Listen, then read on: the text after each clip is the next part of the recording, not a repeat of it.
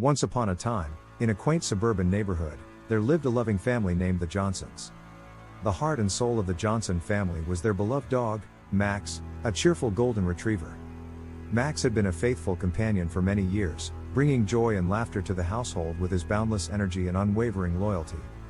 One sunny afternoon, as the Johnson kids, Emily and Ben, were playing in the backyard with Max, they heard a loud bang from the nearby construction site. Startled, Max bolted out of the yard through an open gate, disappearing into the bustling world beyond. The Johnsons searched frantically for their furry friend, but Max was nowhere to be found. They put up flyers, contacted local shelters, and posted on social media, but despite their efforts, Max remained missing. Days turned into weeks, and weeks into months, as the Johnsons came to terms with the fact that Max might never return. Their once vibrant home was now filled with a somber atmosphere, a shadow of its former self. Emily and Ben missed their playmate, and Mr. and Mrs. Johnson longed for the comforting presence of their loyal companion. Then, one fateful evening, exactly a year after Max's disappearance, the Johnsons received a phone call from a local animal shelter. A dog matching Max's description had been found wandering the streets, and his microchip had led them back to the Johnsons.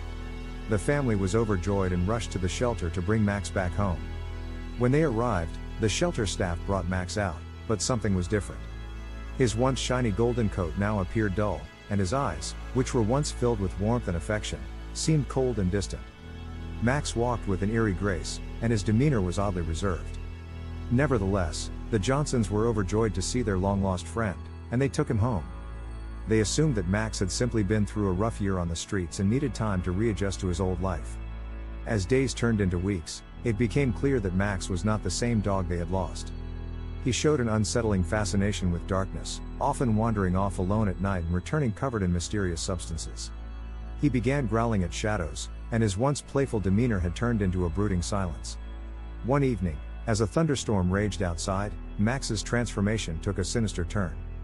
The family awoke to the sound of crashing furniture and found Max in the living room, surrounded by shattered objects and flickering candles. His eyes glowed with an unnatural, fiery light, and a deep, guttural growl emanated from his throat. Terrified and bewildered, the Johnsons sought help from a local animal behaviorist and a priest. The behaviorist suggested that Max might be suffering from trauma and recommended therapy, but the priest sensed something more sinister at play. During a ritual meant to cleanse Max of any malevolent influence, Max let out a blood-curdling howl, and a dark, shadowy figure seemed to briefly materialize before dissipating into thin air. The priest was shaken and suggested that the family consider more drastic measures. In the end, the Johnsons faced an agonizing decision.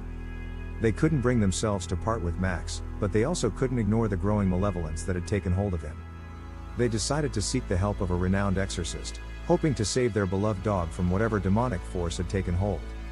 The battle between good and evil played out in their home, and the fate of Max hung in the balance. The Johnsons were left to wonder how their loving family dog had become a vessel for something so dark and otherworldly.